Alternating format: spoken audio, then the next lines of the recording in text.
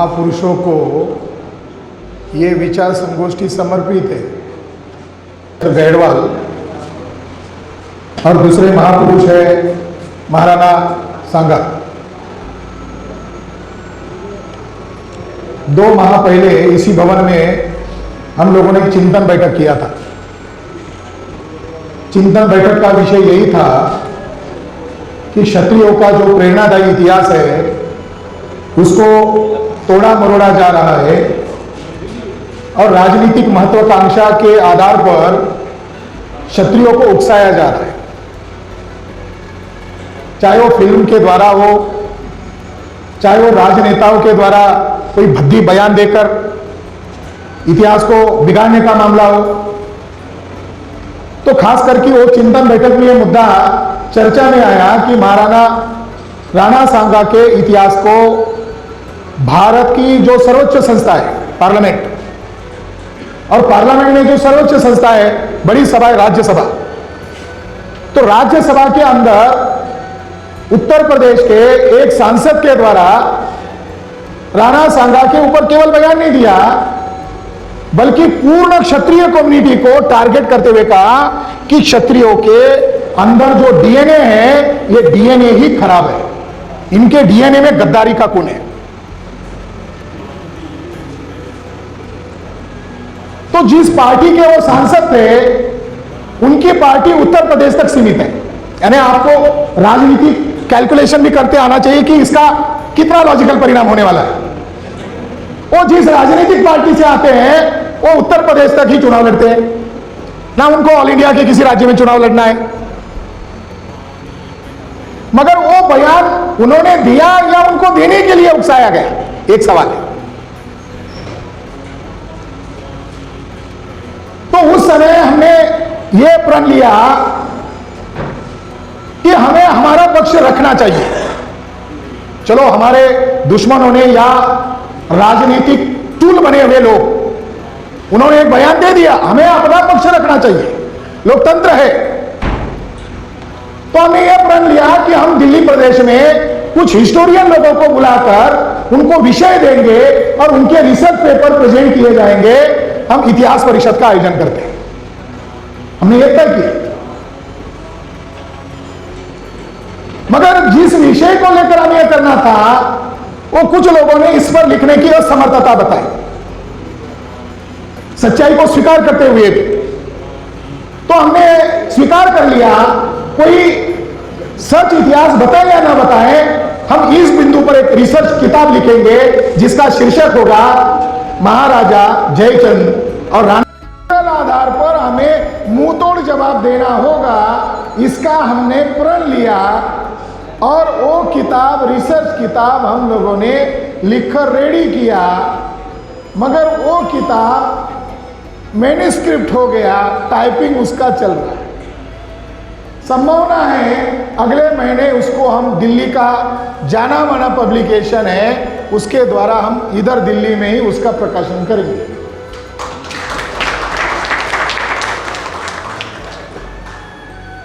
दूसरी महत्वपूर्ण बात है कि क्षत्रिय लोगों को जोश वाली बातें बहुत अच्छी लगती है और जोश में हम होश खो बैठते हैं। हमें किसी की बात दुख वाली लग रही है, पीड़ा वाली लग रही है, सुनना चाहिए, उसको नोट करना चाहिए, उसका हमें युक्तिवाद करना चाहिए, उसकी बात को हमें खारिज करना चाहिए। ये जो मंच हमारे क्षत्रिय भाइयों ने जो बुलाया, ये मंच अपने समाज में लीडरशिप डेवलप करने के लिए, वैचारिक लेवल का लीडरशिप। अगर क्षत्रियों के पास न्याय करने का कैरेक्टर है तो फिर लीडरशिप डेवलप करना क्षत्रियों की जरूरत है। अब उदाहरण के लिए मैं आपको बताना चाहता हूं, हमारे खुर्शीद भाई है, मैं इनसे इन दिनों बहुत नाराज हूं। जब रतनगढ़ में क्षत्रियों का बड़ा सम्मेलन आयोजित किया तब मैं वहां पर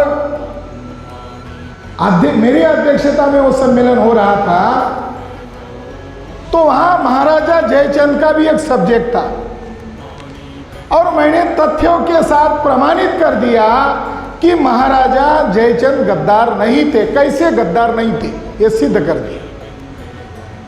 और उसके बाद मैंने कहा कि इसको हम लाइव टेलीकास्ट कर रहे हैं, यूट्यूब पर उसको ब्रॉडकास्ट करेंगे, तो हम ब्राह्मणों को, जो लोगों ने, कोई भी आम आदमी, नॉन क्षत्रिय हो या क्षत्रिय हो, कोई भी व्यक्ति किसी को गद्दार कहना चाहता है तो गद्दार का पर्यायवाची शब्द जयचंद बना दिया है।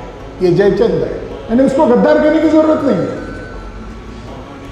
प्रमाण के आधार पर हमने सिद्ध किया कि महाराजा जयचंद गद्दार नहीं थे। इसके बावजूद किसी ब्राह्मण को अगर ये लगता है, उसके पास प्रमाण है, सबूत है, तो वो हमारी बातों को रिजेक्ट करे, प्रमाण के आधार पर उसको हम 1 करोड़ रुपए का इनाम देंगे। साइकोलॉजिकल, ये स्टेटमेंट एक साइकोलॉजिकल प्रेशर डेवलप करने का मामला था। हम जो बातें बोल रहे हैं वो कितनी मजबूत है कि हम लोगों ने हमारे लोगों का मनोबल बढ़ाने के लिए कहा कि ये जो लोग गद्दार कहेंगे और प्रमाण के साथ सिद्ध करेंगे, ऐसे लोगों को हम 1 करोड़ रुपए का इनाम देंगे। दूसरी बात आई कि परशुराम कौन है। परशुराम एक हिंसक कैरेक्टर है। तब हमने आरटीआई को सवाल भी नहीं पूछे, हमने आरटीआई के जरिए से भारतीय पुरातत्व विभाग को तब हमने एप्लीकेशन नहीं डाला था। एप्लीकेशन तब डाला जब मेरे ऊपर एफआईआर हुआ। मुझे लगा कि मेरे पास बहुत सारे सबूत है, मगर सरकारी तो ये सबूत चाहिए।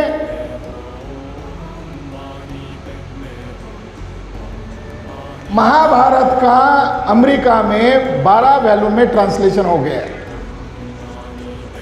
महाभारत का एडिशन ब्रिटिश काल तक चल रहा था, बहुत लंबा चल रहा था। फिट्जगेराल्ड उस व्यक्ति का नाम है। और दुनिया भर के साइंटिस्ट लोग इंडिया के मुद्दों पर साइंटिफिक स्टडी करते हैं, हमारे लोग इमोशनल स्टडी करते हैं। इमोशनल स्टडी भी नहीं है।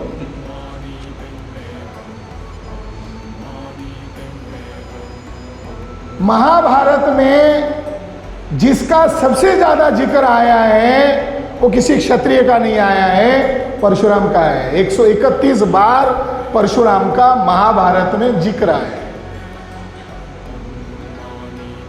अध्याय नंबर 3 में धर्म की चिकित्सा करना गलत नहीं है, क्योंकि न्याय करना है आपको। आप धर्म को डिनाई नहीं कर रहे हो। अध्याय नंबर 3 में धरती परशुराम को कह रही है, हे परशुराम, इन राक्षस क्षत्रियों के बोझ तले में दब गई हूं। अनेक क्षत्रियों का महाभारत में जिक्र एक संदर्भ के साथ, परशुराम के साथ जब आया, तब क्षत्रिय के तौर पर नहीं आया, राक्षस के तौर पर है। और धरती कह रही है कि इन राक्षस क्षत्रियों की बोझ तले में दबी हुई हूं, इसको धरती से विहीन कर दे, नष्ट कर दे। और फिर परशुराम 21 बार नष्ट कर देता है। परशुराम ये कैरेक्टर क्यों लाया, इसके बारे में दुनिया भर के इंडोलॉजिस्ट लोग, धर्मशास्त्र का अध्ययन करने के लिए एक शाखा है, उस शाखा का नाम है इंडोलॉजी। किलो का, जैसे क्षत्रिय किलो का अगर स्टडी करना है, अभिलेखों का स्टडी करना है, उस शाखा का नाम है एरिकोलॉजी। अगर हड्डी मिली है, कंकाल मिला है, तो हड्डी के अंदर डीएनए मौजूद होता है। उस डीएनए पर स्टडी करने वाला एक शास्त्र है, उसको कहते हैं डीएनए शास्त्र, जेनेटिक साइंस। तो इंडोलॉजिस्ट लोगों ने ये प्रूव कर दिया, अभी इस पर डाउट नहीं है। और ये कॉन्फ्रेंस दिल्ली में हुई थी 6-7 वर्ष पहले, संस्कृत कॉन्फ्रेंस। और उसके अंदर एक इंडोलॉजिस्ट ने ये पेपर रिसर्च पेपर पब्लिश किया और उसमें उन्होंने प्रमाणित कर दिया कि परशुराम काल्पनिक कैरेक्टर है। अशोक राजा, उसका बड़ा डर ब्राह्मणवादी व्यवस्था पर था जिसने कलिंग युद्ध लड़ा था, और बृहद्रथ मौर्य की हत्या करने के बाद महाभारत को ब्राह्मणों के कमिटी के द्वारा लिखान किया गया, और लिखते समय उन महान प्रतापी मौर्य राजा के डर से ब्राह्मणवादी लोग बाहर निकल जाए, इसके लिए उनका एक काल्पनिक कैरेक्टर खड़ा कर दिया और उसको नाम दिया उन्होंने परशुराम। तो हमने ये डिक्लेयर किया था कि परशुराम काल्पनिक है। उसका बर्थ प्लेस बताओ, उसकी बर्थ डेट बताओ, उसका सेंचुरी बताओ, उसके नाम पर कोई इंस्क्रिप्शन है अभिलेख है वो बताओ। तो सारी बातें डिक्लेयर करने के बाद हमने ये घोषित किया कि हमारी बात को अगर किसी को बुरा लग रहा है तो हम ये घोषित करते हैं कि इसके नाम से भी 1 करोड़ रुपए का इनाम हम घोषित करते हैं। तो जयचंद के नाम पर 1 करोड़ रुपए का इनाम घोषित किया रतनगढ़ में, राजस्थान में। परशुराम के नाम पर घोषित किया तो वहां का एक ब्राह्मण ने मेरे खिलाफ और खुर्शीद भाई के खिलाफ दूसरे दिन एफआईआर दर्ज किया, और हमने कहा अभी करने दो, ये मामला तो कोर्ट में चलना चाहिए कि 21 बार मार दिया, ये कहने में उनको गर्व हो रहा है। तो 21 बार मारने के बाद आगे क्या लिखा महाभारत में? लिखा क्या लिखा? शत्रानी परशुराम के पास गई और कहा अब मेरा वंश कैसे बचेगा, हे परशुराम तुम हमारे वंश को आगे चलाओ। साथियों, खाने के लिए रोटी की जरूरत नहीं है, रोटी से भी अगर बड़ी चीज है तो मान सम्मान स्वाभिमान है। आप परशुराम की प्रतिमा को विरोध क्यों करते हो? क्योंकि आपके स्वाभिमान को ठेस पहुंच रही है, आपको नीच दिखाया जा रहा है, आपको प्रताड़ित किया जा रहा है। तो उस शख्स ने केस कर दिया, बाद में डाटा निकलना शुरू कर दिया, और बाद में पुलिस के जरिए से इनको मैसेज भेजा कि मैं केस विड्रॉ करना चाहता हूं, मैं केस लड़ना नहीं चाहता हूं। और हमें पूछे बगैर उस शख्स ने केस विड्रॉ कर लिया। बाद में हमें पता चला, हमने बीच के पीरियड में आर्कियोलॉजिकल सर्वे ऑफ इंडिया को डाटा भी निकाल लिया था, उन्होंने स्टैम्प मारकर हमें लिखित में दिया परशुराम काल्पनिक है। हम लड़ना चाहते थे कोर्ट में, मगर उस बंदे ने केस विड्रॉ कर लिया। इससे हिस्टोरिकल एक बड़ी हानि हुई, क्योंकि प्रेरणा बहुत जरूरी है। हमारे एक वक्ता ने कहा कि लाख करे क्षत्रियों का इतिहास कोई मिटा नहीं सकता, हमारा इतिहास वैसे ही रहने वाला है। राजस्थान में क्या हो रहा है? राजस्थान में पेशवाओं को थोपा जा रहा है। एक बड़े थिंकर हैं, अब उनका नाम मैं भूल गया, उनका यह कहना है, वेस्टर्न थिंकर है, उनका यह कहना है कि व्यक्ति की हत्या हो सकती है मगर उसके विचारों की हत्या नहीं हो सकती, ऐसा उस थिंकर का कहना है।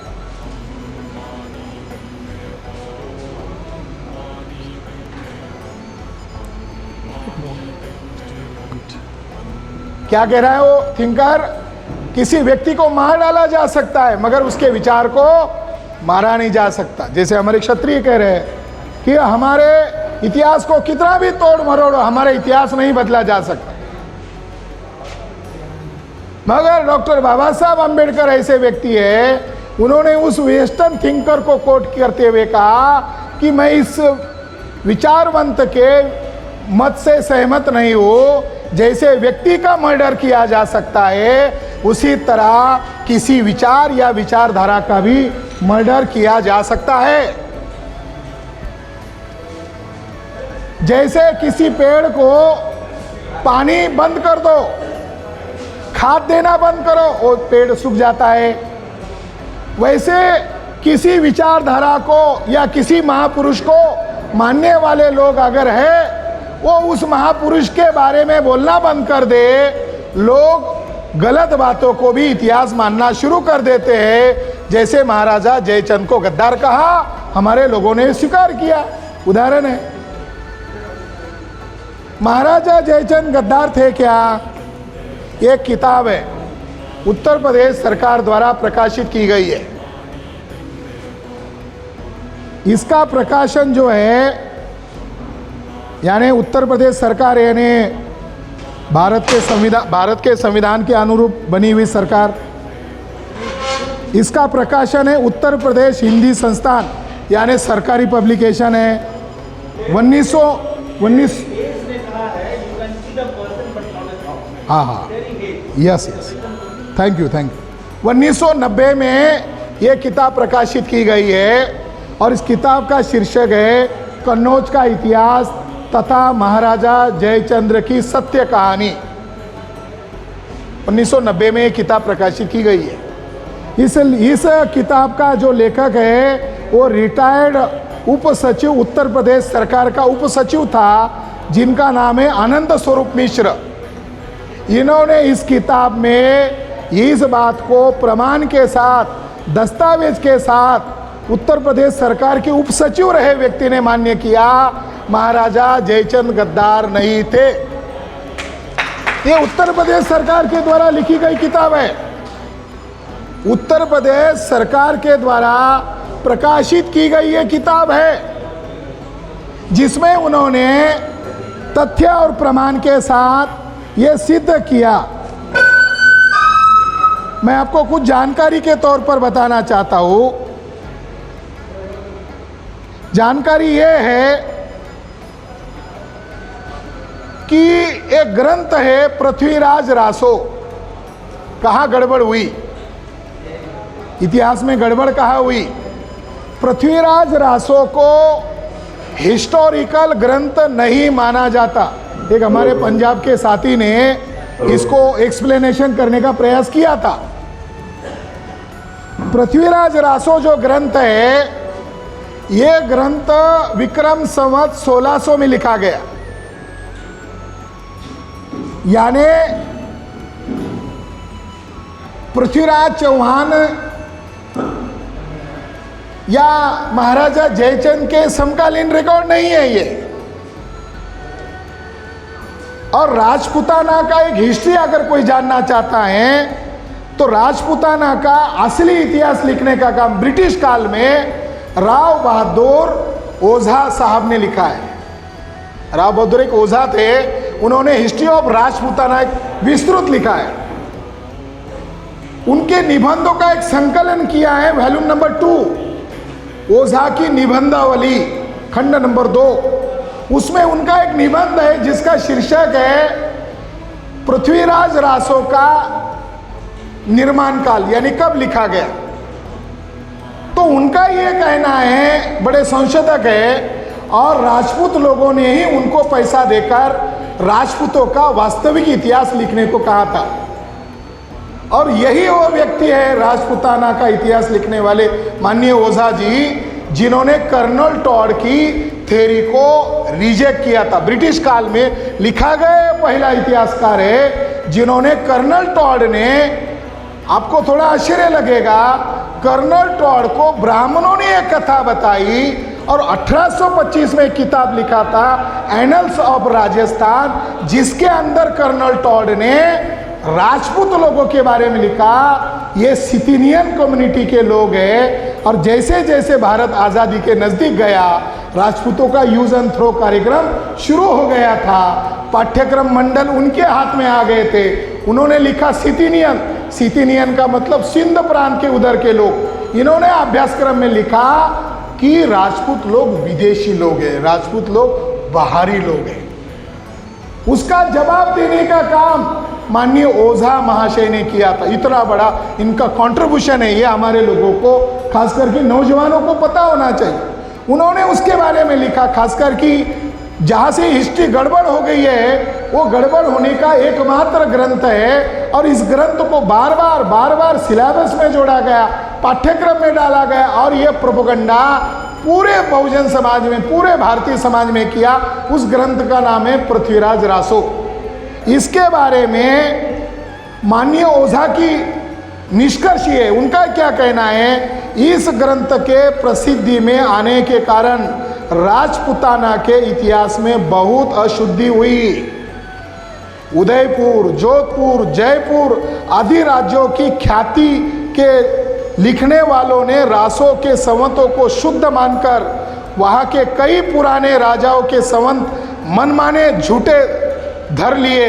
हिंदी भाषा का इतिहास लिखने वाले जो विद्वान चंद बरदाई को पृथ्वीराज का समकालीन मानते हैं, ये सत्य जांच की उपेक्षा पर हठधर्मी ही करते हैं।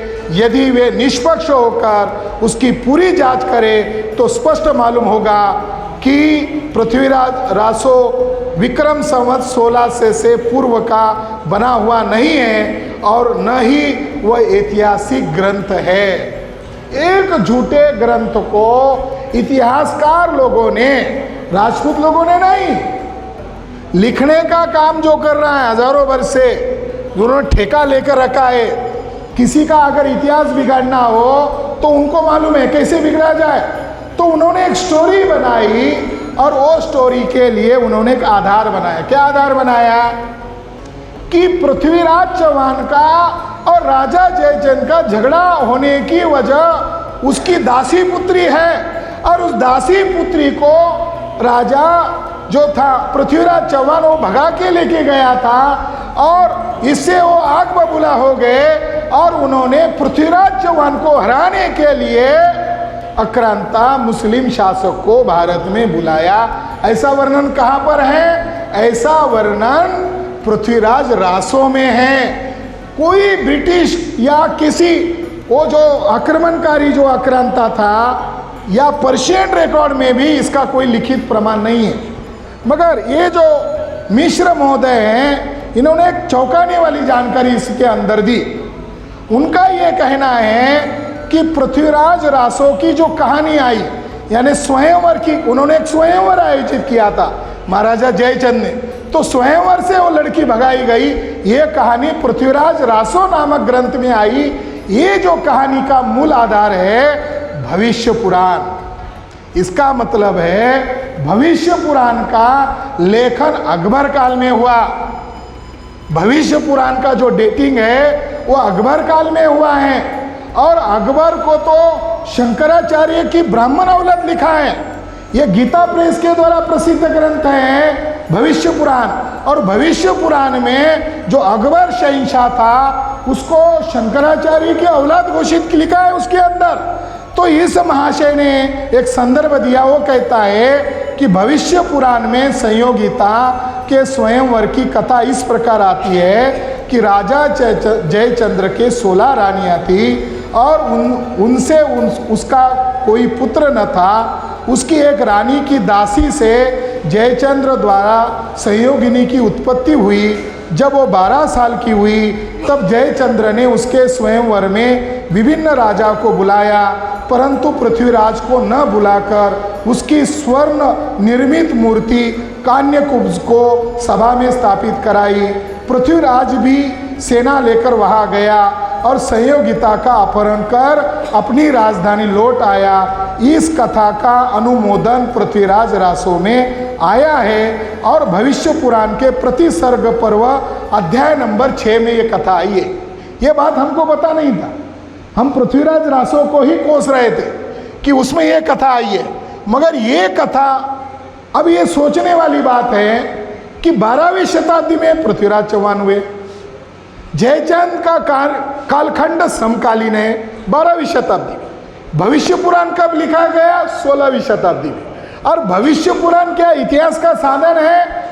भविष्य पुराण कोई इतिहास का साधन नहीं है। ज़्यादा से ज़्यादा वो ब्राह्मणों के लिखे हुए किंवदंतियाँ हैं, ब्राह्मणों की लिखी हुई किंवदंतियाँ हैं। कथा कहाँ से शुरू हुई? पृथ्वीराज चौहान का एक मंत्री था, उसका नाम था प्रताप सिन्हा। कहानी को समझने के लिए नायक खलनायक समझना जरूरी है। ये प्रताप सिन्हा कायस्थ था। कायस्थ वर्ण व्यवस्था में चौथे वर्ण में आता है, आज की भाषा में शूद्र में आता है। और लेखन कार्य जो किया वो कायस्थों ने ज्यादा किया है। प्रशासकीय काम कायस्थों ने ज्यादा किया है। प्रताप सिन्हा का एक मंत्री था और पृथ्वीराज चौहान का और एक दूसरा मंत्री था जिसका नाम है कदम्बवास, जो जाति से ब्राह्मण था। तो कायस्थ जो मंत्री था प्रताप सिन्हा, इसका और कदम्बवास का जम नहीं रहा था। और कदम्बवास जो था वो कायस्थों के खिलाफ था और कायस्थ जो थे वो पृथ्वीराज चौहान को सही मार्गदर्शन कर रहे थे। इसलिए उसने गुस्से में आकर, हिस्ट्री के आधार पर बता रहा हूं, गुस्से में आकर कदम्बवास नामक ब्राह्मण ने मोहम्मद घोरी को इंडिया में बुलाया। अगर इतिहास को खंगालेंगे तो पता चलेगा कि कदम्बवास ने ये पाप किया। ये पाप कदम्बवास के नाम पर जाने की बजाय पृथ्वीराज चौहान का समकालीन जो राजा है, अगर ये पाप जयचंद के सिर पर अगर मढ़ा दिया जाए तो कैसा रहेगा। इसको कहते हैं कलम की ताकत। और ये करने का काम जिन कलम कसाई लोगों ने किया उनका नाम कैसे नहीं लेंगे। ये तो फिर आपको आपस में लड़ना पड़ेगा। मान लो इस मंच पर वो जो बैठे हैं वो जयचंद के वंशज है और ये जो बैठे हुए बीच में ये पृथ्वीराज चौहान के वंशज है, तो आपको इन दोनों की लड़ाई सुनना पड़ेगा। इतिहास को, भारतीय इतिहास को निष्पक्षता से दृष्टि से प्रेजेंट नहीं किया गया है। कितने राजपूत लेखक हैं जिन्होंने वर्ल्ड लेवल पर इतिहास को प्रस्तुत किया। लिखने वाला जो वर्ग है वो अपनी गलती को छुपाने के लिए दो वंशावलियों को लड़ा रहा है। अब समझिए ये कौन है राजा जयचंद्र गढ़वाल, जरा हिस्ट्री को जांचिए। राजा जयचंद्र गढ़वाल की जो डायनेस्टी है, जितने भी हिस्टोरियन लोग हैं गढ़वाल डायनेस्टी के ऊपर 2 लाइन लिखा है या 1 पैराग्राफ लिखा है। मगर गढ़वाल डायनेस्टी का विस्तृत इतिहास होने के बावजूद उनकी डायनेस्टी कहां से आई, उनका वंश इतना फेमस क्यों हो गया, इसके बारे में इतिहासकार मौन रहना पसंद करते हैं। अगर आप इतिहास के जानकार हो, अगर इतिहास को जानना चाहते हो, 1 पैराग्राफ या 2 लाइन पर गढ़वाल का इतिहास लिखा हुआ है। इनका जो महान प्रतापी राजा था उसका नाम है गोविंद चंद्र गढ़वाल। इसकी जो दो पत्नियां थी, एक पत्नी का नाम है कुमार देवी गढ़वाल। ये पाल डायनेस्टी की बंगाल की थी और बाय फेथ, बाय रिलीजन वो बुद्धिस्ट थी। उसने तुर्की जो आक्रमणकारी मुस्लिम आए थे और वो काशी के ऊपर हमला कर रहे थे, सारनाथ के ऊपर हमला कर रहे थे, तो सारनाथ में अशोक राजा के द्वारा एक बहुत विशाल स्तूप बनाया था, उसको तोड़ने जा रहे थे। तो कुमार देवी ने उनका प्रतिकार किया, जो गोविंद चंद्र गढ़वाल की पत्नी है, और उसने 9 मंजिला विहार बनाया था और 26 लाइन की प्रशस्ति पत्र वहां पर गड़ा के रखा था और उसमें सारे गढ़वाल की वंशावली दी गई है। वो प्रशस्ति पत्र आज मौजूद है। उस डायनेस्टी में इस राजा का जन्म हुआ, महाराजा जयचंद। इसका जो गुरु था वो भिक्खु था। हिस्ट्री को हिस्ट्री के तौर पर देखिए, आपकी भावना हो सकती है, आपका अज्ञान हो सकता है। उसके गुरु का नाम था श्री मित्र। और आज जो बोध गया है, बिहार में जो बोध गया मौजूद है, इसका लास्ट रिस्टोर, इसका लास्ट संवर्धन करने का, इसको प्रोटेक्ट करने का काम अगर किसी राजा ने किया तो वो महाराजा जयचंद्र थे। तो हिस्ट्री लिखने वाले उन कलम कसाई लोगों को ये लिखना पड़ता था कि गढ़वाल डायनेस्टी बुद्धिज्म को मानती थी और बुद्धा खुद क्षत्रिय थे, खुद क्षत्रिय थे। इस बात को कोई डिनाई नहीं कर सकता। वो अज्ञानी हो सकता है, वो डिनाई कर सकता है। इस बात को कैसे मेंशन करे, तो राजा जयचंद्र के प्रति घृणा की एकमात्र वजह है कि गोविंद चंद्र गढ़वाल, कुमार देवी गढ़वाल और जयचंद्र गढ़वाल ये बुद्धिज्म को प्रोटेक्ट कर रहे थे। ये लिखने वाले कलम कसाईयों को लिखने में कष्ट महसूस हो रहा था, तो बदले की आग में उन्होंने जो घटना घटित हुई नहीं, वो घटना को उसके साथ जोड़ दिया और महाराजा जयचंद को गद्दार घोषित किया गया। मैं हमारे यशपाल भाई को ये आज इस कार्यक्रम के तौर पर, जो उसके सर्वे सर्वा इसके प्रमुख हैं, हमारे मित्र हैं, मैं उनको आग्रह करूंगा, जैसे हमारे पास एक उद्योगपति भी है हमारे समाज के, चलो अंबानी से बड़े नहीं होंगे मगर उनका दिल तो इतना बड़ा है कि वो युवा को कह रहे हैं कि तुम लड़ो, हम भी तुम्हारे साथ, इतना तो है। एकेडमिक क्षेत्र के लोगों को कह रहे हैं, तो हमारे समाज में ऐसे कोई पूंजीपति होंगे तो हम उनसे दान इकट्ठा करेंगे। जिनको गद्दार घोषित किया गया है उस व्यक्ति के नाम से हर साल हम पुरस्कार घोषित करेंगे। यानी जयचंद को इन्होंने गद्दार घोषित किया, जयचंद को महान घोषित करना चाहते हो आप, जो एक्चुअल है, तो जो कोई सामाजिक काम करेगा, क्षत्रिय लोगों में होगा, चाहे लड़की होगी, महिला होगी या कोई संशोधक होगा, उसको पुरस्कार दिया जाना चाहिए महाराजा जयचंद्र गढ़वाल। और उसकी राशि भी बड़ी होनी चाहिए और लोगों को लालसा होनी चाहिए, अरे ये पुरस्कार उनको मिला और इतना अच्छा महापुरुष है। दूसरा मुद्दा साथियों, पृथ्वीराज चौहान को 1193 में मारा गया। 1193 में पृथ्वीराज चौहान को मारा गया और महाराजा जयचंद को 1194 में मारा गया। तर्क करते आना चाहिए, ये तर्क नहीं करने दे रहे, और जो तर्क करता है तो उनका शस्त्र है तुम धर्म विरोधी हो। देखो जब वो फंस जाते हैं, वो कलम कसाई लोग जब फंस जाते हैं और हमारे लोग जब तर्क करना लगते हैं तो बोलते नहीं नहीं तुम धर्म विरोधी हो। धर्म विरोधी नहीं है, हम जिस कौम में पैदा हुए हैं, हम हमारी कौम की वकालत नहीं करेंगे तो किसकी करेंगे। पृथ्वीराज चौहान को मारा गया, अत्यंत निगुण तरीके से मारा गया, उनके शरीर के टुकड़े टुकड़े करके मारा गया, गजनी लेकर मारा गया। इंडिया में नहीं मारा उनको, पैदल घुमाया गया उनको जैसे संभाजी महाराज को महाराष्ट्र में छत्रपति शिवाजी महाराज के सुपुत्र थे, जैसे उनके चिथड़े, उनके गर्दन काटी गई, उनकी चमड़ी निकाली गई, जैसे क्रूरता से मारा गया, ये संभाजी महाराज को बाद में मारा गया, उतनी ही क्रूरता से पृथ्वीराज चौहान को मारा गया। उनका मृत्यु हुआ 1193 में। अगर जयचंद महाराज ने मोहम्मद घोरी को अगर मदद की होती तो 1194 में उनको मारने की क्या जरूरत थी। तर्क, अगर उन्होंने मदद किया है तो उनको बच जाना चाहिए था, उनको मारने की क्या जरूरत थी। आपको सुनकर आश्चर्य लगेगा, महाराजा जयचंद के पास एक सफेद हाथी था और मोहम्मद घोरी उस सफेद हाथी को लेना चाहता था और वो इतना वफादार था अपने राजा के प्रति, राजा उस पर सवारी करता था, उसी को सैल्यूट करता था। जब मोहम्मद घोरी ने जयचंद को मारा गया, जब इसको सैल्यूट करने के लिए लाया, तब उस हाथी ने उसको सैल्यूट नहीं किया। तब उस आक्रांता व्यक्ति ने कहा जयचंद कहाँ है, मारा गया या छुपा हुआ है या बचकर निकल गया।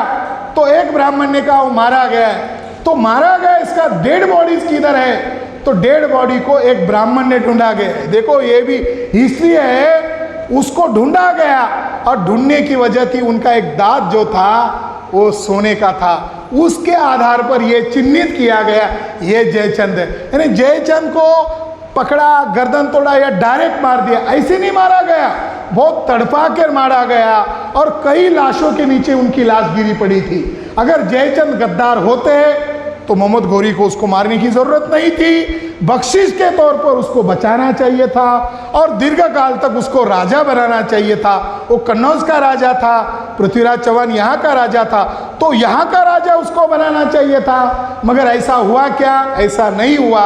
इसका मतलब है मारा दोनों को एक ही ने, मगर लिखा कदम्बवास नामक ब्राह्मण को बचाने के चक्कर में इन दोनों के बीच में लड़ाई दिखा दिया। ये कागज की लड़ाई है, ओरिजिनल लड़ाई नहीं है। जब क्षत्रिय युवा वैचारिक रूप से तैयार होंगे और सच को सच कहने में और झूठ को झूठ कहने में उनको किसी की भी डर नहीं महसूस होगा, तब माना जाएगा क्षत्रिय समाज कि वो अपनी पीठ की जो रीढ़ की हड्डी है वो उन्हें है। जिन्हें अपनी पीठ की रीढ़ की हड्डी होती है उन्हें स्वाभिमानी कौम माना जाता है। अब आते हैं महाराजा जयचंद के बाद राणा सांगा। अभी यहाँ एक वकील भी आए हैं। मैंने इनको कहा था यशपाल भाई को कि वो शेड्यूल कास्ट का है सुमन, मैं भी शेड्यूल कास्ट से हूँ, तो मेरी नाम से उसको नोटिस भेजो, लीगल नोटिस। कोर्ट में वो सुमन आएगा, मैं भी आऊँगा। और लीगल नोटिस क्या रहेगा, हम इसमें ये रिजोल्यूशन पास करते हैं और लड़ाई मेरे ऊपर है। मैं क्षत्रियों के ऊपर ये लड़ाई नहीं सौंपना चाहता हूँ। ये लड़ाई अगर शेड्यूल कास्ट के एक दलाल आदमी को आगे करके राणा सांगा को बदनाम नहीं किया गया, ये एक भूल है। राणा सांगा को बदनाम नहीं किया गया। क्यों गुस्सा आया क्षत्रिय लोगों को, क्यों उन्होंने तलवारें निकाली, क्यों बुलडोजर निकाला, उनके जज्बात को भी हमें समझना। वक्तव्य है, उसका स्टेटमेंट है, क्षत्रियों के खून में गद्दारी है, उसका वक्तव्य है। क्षत्रियों के डीएनए में गद्दारी है, डीएनए तक मामला चला गया। इसका मतलब है कि क्षत्रिय लोग सुधरने वाले ने कौम नहीं है, ये गद्दारी है, ये देशद्रोही है। ये जब वक्तव्य दिया गया तो जिनको इतिहास भी मालूम नहीं वो सड़क पर आ गए, क्योंकि उसको भी गाली था। साथियों, राणा सांगा के संदर्भ में अब हम लीगल भी एक्शन करेंगे और लीगल एक्शन कोर्ट में उसको सबूत लेकर आना होगा। अगर वो सबूत लाएगा तो गुनहगार हम हो गए, मगर वो सबूत नहीं लाने वाला ये हमको मालूम है, क्योंकि अभी हमने राणा सांगा के इतिहास को बारीकी से ढूंढ लिया। मध्ययुगीन भारत के इतिहास के बारे में हिंदू मुसलमान के लाइन पर ही बताया जाता है, मगर हिंदू मुसलमान की लाइन में क्षत्रिय उनके जाल में फंस जाते हैं। हिंदू मुसलमान की लाइन की लड़ाई क्षत्रिय लड़ रहे थे क्या? आपको सुनकर आश्चर्य लगेगा। बाबरनामा का हवाला देकर राणा सांगा को टारगेट पर लिया, खासकर की सोकल राष्ट्रीय मीडिया में, मगर किसी ईमानदार राजपूत क्षत्रियों को या क्षत्रियों का पक्ष लेने वाले किसी ईमानदार इतिहासकार को तो बुलाना चाहिए था, तब माना जा सकता था कि आप डिबेट सही कर रहे हो। उस बाबरनामा में ये लिखा हुआ है, क्या लिखा हुआ है?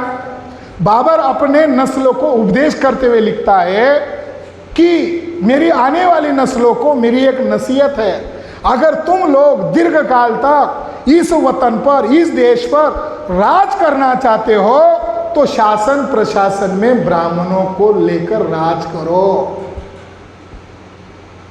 अगर सुमन कह रहा है कि राणा सांगा ने गद्दारी किया, राणा सांगा देशद्रोही है, तो फिर बाबर ने तो लिखना चाहिए था कि क्षत्रियों को लेकर राज करो। अगर वो फायदेमंद लोग हैं और उन्होंने वास्तव में गद्दारी अगर की होगी तो उसने मुखरता से लिखना चाहिए था ना। वो कहाँ पब्लिक एडिशन थी, वो तो प्राइवेट किताब था। आज जाकर उसको हिस्ट्री का रिकॉर्ड के तौर पर लाया। उसने क्या लिखा? भारत में दीर्घकाल तक अगर राज करना चाहते हो तो क्या करो, ब्राह्मण को साथ में लेकर राज करो। गद्दार कौन है? भारत का इतिहास जाति का इतिहास है, इसको आप डिनाई नहीं कर सकते हो। भारत में वर्ण और जाति के आधार पर है, मगर सुप्रीमेसी जिसके अंदर है वो सुप्रीमेसी का कैरेक्टर किसके अंदर है? न्याय का कैरेक्टर है उसके अंदर। राणा सांगा के बारे में यह लिखा हुआ है, बाबरनामा में क्या लिखा है मैं उसके वर्ड से आपको बताता हूं। क्या लिखा है? बाबरनामा में लिखा है, बाबर कहता है मैंने पहले से ही प्रतिज्ञा ली है। बाबर कह रहा है बाबरनामा में, मैंने पहले से ही प्रतिज्ञा ली है कि काफिर राणा सांगा को हराकर मैं मुसलमानों पर लगा हुआ तमगा, यानी मुसलमानों के ऊपर एक टैक्स था उसका नाम तमगा था, और नॉन मुसलमानों पर जो टैक्स था उसका नाम जिजिया था। तो वो लिख रहा है मैंने पहले से ही प्रतिज्ञा ली है, काफिर राणा सांगा को हराकर मैं मुसलमानों पर लगा तमगा हटा दूंगा। जब मैंने शराब पीना छोड़ दिया तब दरविश ई मोहम्मद अरबान ने मुझे इस प्रतिज्ञा की याद दिलाई। उस प्रतिज्ञा की याद दिलाकर आप लोगों ने बहुत अच्छा काम किया, ऐसा मैंने उन्हें कहा। हिंदुस्तान को जीतने के बाद मैंने सभी मुसलमानों को तमगा से मुक्त किया। यानी इस पर तो राणा सांगा को ये कह रहा है कि काफिर है। बाबरनामा, काफिर एक बहुत बड़ी गाली होती है। अगर मुस्लिम आदमी को पूछो कि गाली में बड़ी गाली किसको कहा जाए, तो मुसलमान उसकी धार्मिक परिभाषा को जानता है। वो बोलेगा ये माँ बहन की गाली कम गाली है, मगर काफिर ये पहले नंबर की गाली, बराबर है। पहले नंबर की अगर किसी को जलील करना है, काफिर को, बस हो गए। जो बाबरनामा ऑन रिकॉर्ड राणा सांगा को काफिर कह के मैं मारना चाहता हूं, उसकी हत्या करना चाहता हूं, ये मैंने प्रतिज्ञा ली है, ऐसा अगर वो लिखित में कह रहा है तो राणा सांगा गद्दार हुए या दुश्मन हुए? हमें फाइट करना चाहिए। मुझे ऐसा लग रहा है मध्ययुगीन भारत के इतिहास के मामले में हमें यकीनन फाइट करना चाहिए, क्योंकि उस इतिहास को हमने हिंदू मुसलमान के चक्कर में उनके हवाले छोड़ दिया।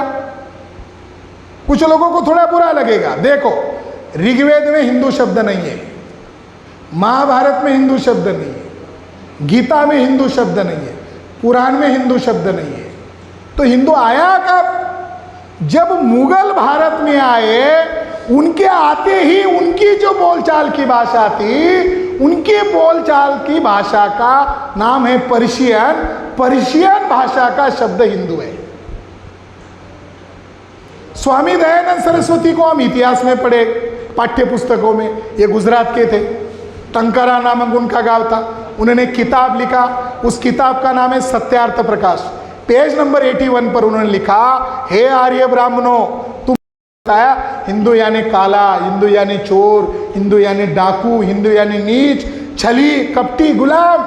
यानी उस समय स्वामी दयानंद सरस्वती को 1874 को हिंदू गाली लग रही थी। आज तथाकथित जो हिंदुओं के ठेकेदार बने हुए EWS में हमको चुना लगा रहे, हम हिंदू के नाम पर उसके साथ जा रहे, गोरक्षा के नाम पर हम मुकदमे सह रहे, मगर हमको हिंदू के नाम पर कुछ मिल रहा है, ये तो हमारा दर्द है। तो साथियों, उन लोगों ने हिंदू मुसलमान के नाम पर क्षत्रियों का इतिहास मिटा डाला है। आपकी अपनी लाइन होनी चाहिए।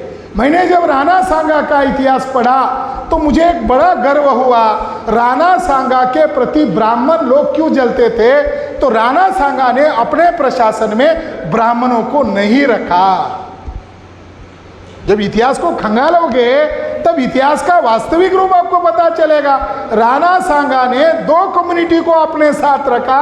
एक थी चारण, राजस्थान के लोगों को ये जल्दी मालूम होगा, चारण भाट कम्युनिटी, और दूसरी थी कायस्थ। ये 2 कम्युनिटी को उन्होंने अपने साथ रखा।